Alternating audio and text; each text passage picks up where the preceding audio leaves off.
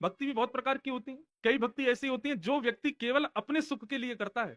अभी तो चलो मौसम बढ़िया श्रावण का है, लेकिन कई बार भयंकर सर्दी होती है। और चलो यहाँ तो सर्दी ज्यादा पड़ती नहीं होगी, हमारे विश्वनाथ काशी में तो खूब सर्दी पड़ती है। क्षमा कीजिएगा, बुरा मत मानिएगा, लेकिन जब सर्दी का समय होता है ना, तो मुझसे तो जल नहीं चढ़ाया जाता महादेव पे।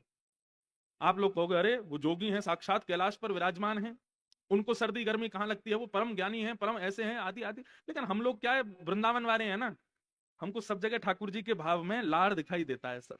तत् सुखे सुखित्वम, भरत जी का यही प्रेम है राम जी से। हमको उसमें भी यही लगता है कि नहीं नहीं, महादेव को शीत क्यों लगे। और काशी विश्वनाथ कथा थी मेरी कुछ महीनों पहले, कार्तिक का समय था। महादेव के दर्शन करने के लिए गए सुबह सुबह ब्रह्म मुहूर्त में। क्या सुंदर आरती होती है सुबह की, 2, ढाई, 3 बजे होती है रात्रि में। आरती देखी, खूब आनंद आया, खूब सुख मिला। लेकिन आरती होते ही जैसे ही प्रचंड भीड़ ने आक्रमण किया मंदिर के अंदर, मतलब मैं केवल बैठ करके उठा और मंदिर के भीतर, इतने में तो महादेव पूरे प्लास्टिक के गिलासों में ढक गए यहाँ तक।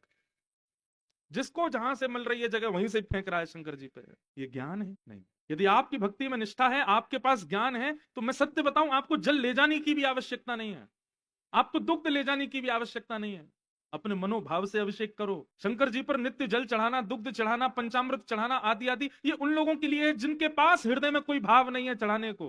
गोस्वामी तुलसीदास जी ने जल से अभिषेक नहीं किया, गोस्वामी तुलसीदास जी ने पंचामृत से अभिषेक नहीं किया, गोस्वामी तुलसीदास जी ने अपनी मानस से अभिषेक किया है महादेव का, और महादेव ने उसको स्वीकार किया।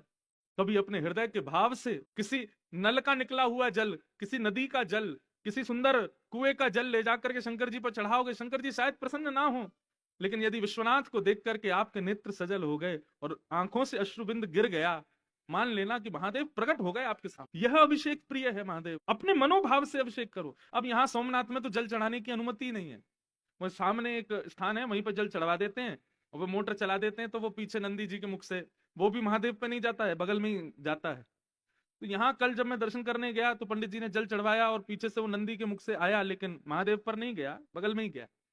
तब मन में भाव ऐसा नहीं आया कि क्यों नहीं करने देते, तब मन में भाव आया कि ये प्रथम ज्योतिर्लिंग है ना। तो सोमनाथ महादेव कह रहे हैं कि भैया मैं यही तो बताना चाहता हूँ कि साधारण जल या शुद्ध नदियों के जल या पवित्र स्थानों के जल से अभिषेक मत करो, अपने हृदय के निर्मल भाव रूपी जल से अभिषेक करो।